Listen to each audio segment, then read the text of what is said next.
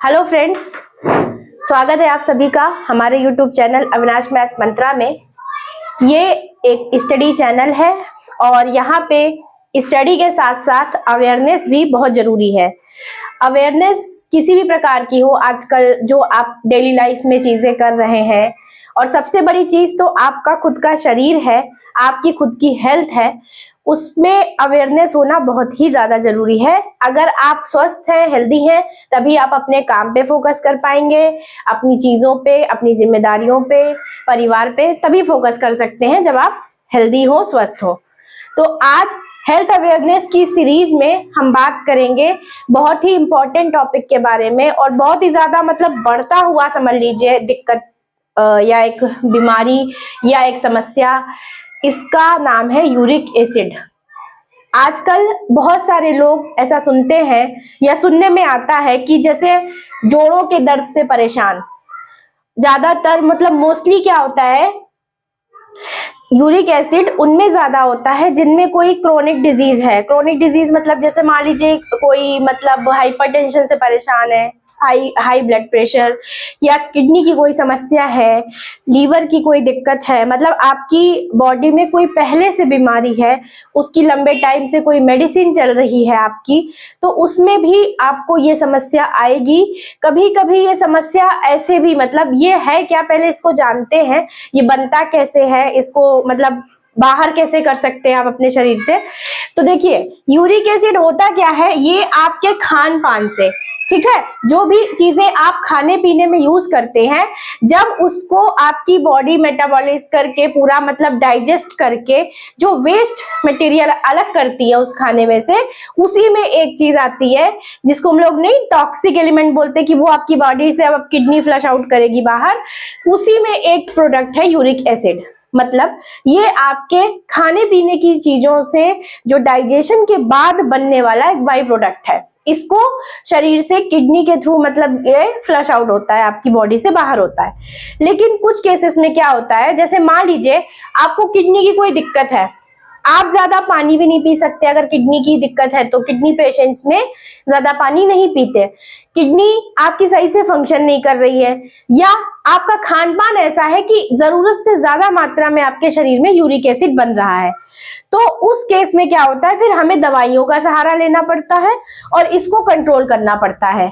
अगर हम इसको कंट्रोल नहीं करेंगे तो हमें क्या दिक्कत आएगी, आपके ज्वाइंट्स में, उंगलियों के ज्वाइंट्स में, यहाँ पे पैर के घुटनों में, या नीचे चले जाइए एंकल्स के जॉइंट में सबसे ज्यादा पेन होता है। फिर हम समझ नहीं पाते और हम क्या करेंगे, रैंडम या तो वो नमक और गर्म पानी की सिकाई करने से कि पैरों का दर्द ठीक होता है, वो हर केस में नहीं होता है। यूरिक एसिड के केस में तो बिल्कुल भी नहीं होता है।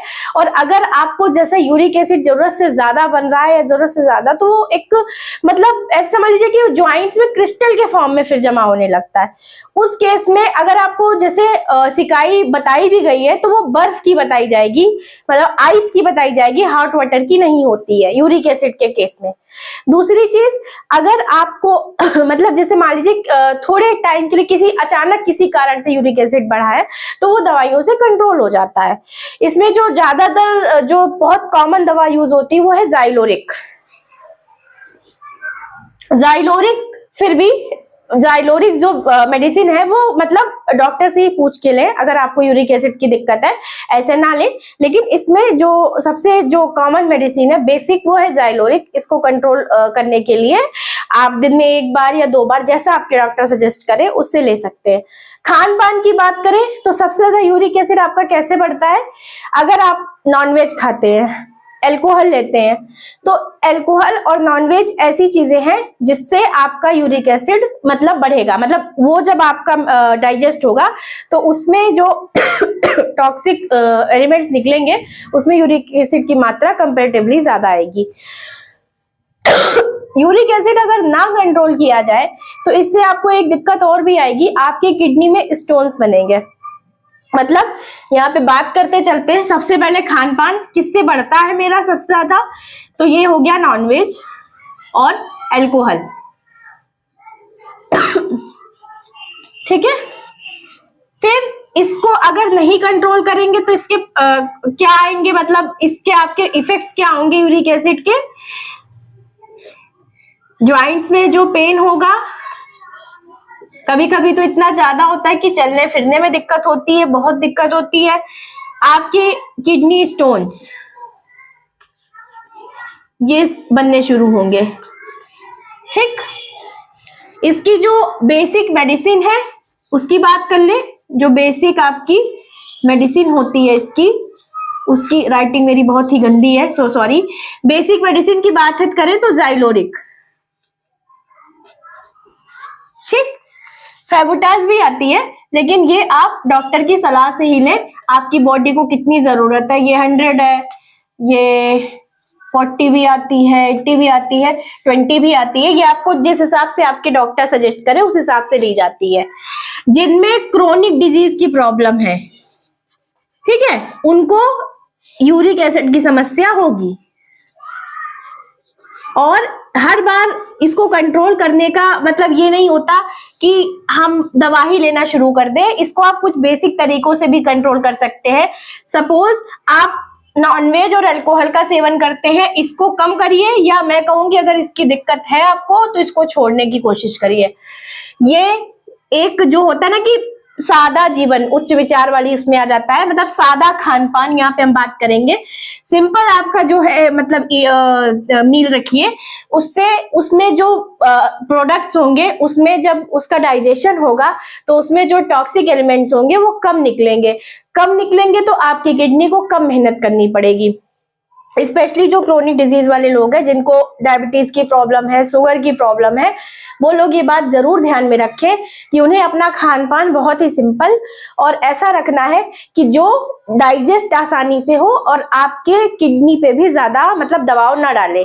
जो इस तरीके के फूड होते हैं, नॉनवेज हो गया, अल्कोहल हो गया, बहुत ज्यादा तला भुना हो गया, वो आपकी किडनी को भी बहुत मेहनत करवाता है आपके शरीर से टॉक्सिक एलिमेंट बाहर करने के लिए। तो सबसे अच्छा तरीका क्या है कि आप पानी पिए। अगर आप एक मतलब किडनी पेशेंट नहीं है तो आप पानी अच्छी मात्रा में पिए, सुबह स्पेशली पिए। तो उससे क्या होगा कि आपकी बॉडी फ्लश चीजों को आराम से फ्लश आउट करती रहेगी, तो दिक्कत नहीं होगी। दूसरी चीज, अगर आप वेजिटेरियन पर्सन है, कुछ चीजें होती हैं जो आपको अवॉइड करनी चाहिए। जैसे आप जो होता है दाल मतलब अरहर की दाल सब लोग खाते हैं, सबको बहुत अच्छी भी लगती है। ये जब आपका यूरिक एसिड बढ़ रहा हो, इसकी मात्रा आप कम कर दीजिए। शाम में मतलब ना ही लीजिए, और दिन में ले भी रहे हैं तो इसमें कुछ चीजें ध्यान रखने वाली। जैसे आजकल तो दाल कैसे बनाते हैं हम लोग, कुकर में बनाते हैं। सब दाल पानी वगैरह सब डाला, बंद कर दिया, फिर जब वो बन के तैयार हुई, उसमें एक चीज आप कर सकते हैं कि उसको पहले बंद मत करिए, उसको मतलब कवर कर दीजिए। थोड़ी देर में क्या होगा, आप देखेंगे जब आपकी दाल बन रही होगी तो उसमें क्या होगा, ऊपर पूरा झाग झाग ऐसा आ जाएगा। उसको आप किसी स्पून से या जिस चीज से भी हो उसको हटा दीजिए दाल से। वो आपका जो ऊपर झाग आया है वो अगर आपके शरीर में जाएगा दाल के साथ तो वो यूरिक एसिड बढ़ाएगा आपकी बॉडी में। तो एक ये छोटा सा उपाय कि जो वेजिटेरियन है वो ऐसी मतलब उनको ऐसी कोई दिक्कत नहीं, अगर उनको कोई परहेज बोला भी जाएगा तो उनके पास ऑप्शन नहीं है ज्यादा, तो उनको बस ये यही चीज है, अरहर की दाल थोड़ा कम खाएं अगर आप यूरिक एसिड के पेशेंट हैं। और 30 साल की एज के बाद अपने ब्लड टेस्ट में यूरिक एसिड का टेस्ट जरूर कराएं, क्योंकि इसी से आपको पता चलेगा आपका कितना है, इसका लेवल कितना होना चाहिए। मतलब अगर फीमेल्स में बात करें तो अगर उनका 5 to 6 है तो ये ठीक है, और अगर मेल्स में बात करें तो हम थोड़ा सा 6 to 7, ठीक, 7 से ज्यादा फिर आप मेडिसिन के लिए रेडी रहिए। मेडिसिन, हेल्दी डाइट और अपना जो पानी की मात्रा है, ठीक। और सबसे चीज जो इम्पोर्टेंट चीज है, आफ्टर 30 आप अपने जो ब्लड टेस्ट है उसमें यूरिक एसिड का टेस्ट जरूर कराएं। अलग से होता है, ये किडनी फंक्शन टेस्ट में नहीं आता, पहली बात ये याद रखिएगा। कुछ लोगों को कंफ्यूजन होता है कि अगर हमने KFT करा लिया है तो हमारा यूरिक एसिड पता चल जाएगा, ऐसा नहीं है। यूरिक एसिड आपको अलग से टेस्ट कराना पड़ेगा। अगर आपके ज्वाइंट्स में पेन रहता है तो आप एक बार देख सकते हैं, जरूरी नहीं कि आप 30+ हो तभी हो, कभी भी, आजकल तो किसी को कुछ भी हो सकता है। तो तो इसमें एक चीज ध्यान रखने की चीज है कि आपको ब्लड टेस्ट से ही पता चलेगा यूरिक एसिड आपके बॉडी में कितना है।